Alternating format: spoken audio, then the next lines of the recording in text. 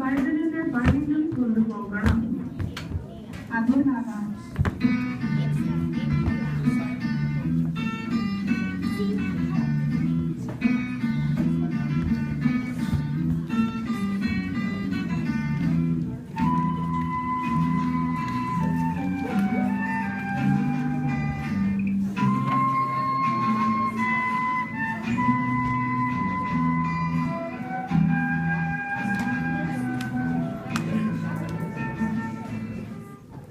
മറിയയുടെ ശുദ്ധീകരണകാലം കഴിഞ്ഞപ്പോൾ കടിഞ്ഞൂലായ ആണൊക്കെയും കർത്താവിന് വിശുദ്ധമായിരിക്കണമെന്ന് കർത്താവിന്റെ ന്യായപ്രമാണത്തിൽ എഴുതിയിരിക്കുന്നത് പോലെ അവനെ കർത്താവിന് അർപ്പിക്കുവാൻ ജോസഫും മറിയയും അവനെ യെരൂശലേമിലേക്ക് കൊണ്ടുപോയി.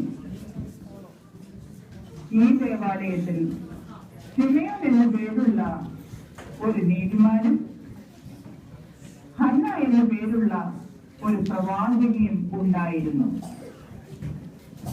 ഇവർ ഇസ്രായേലിന്റെ ആശ്വാസത്തിന് വേണ്ടി കാത്തിരുന്നവരും ക്രിസ്തുവിനെ കാണുന്നതുവരെ മരണം കാണുകയില്ല എന്ന് പരിശുദ്ധാത്മാവിനാൽ അരുളപ്പാടുണ്ടായവരും ആയിരുന്നു.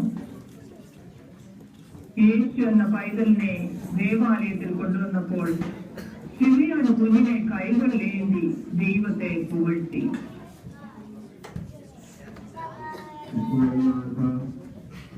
Thank you.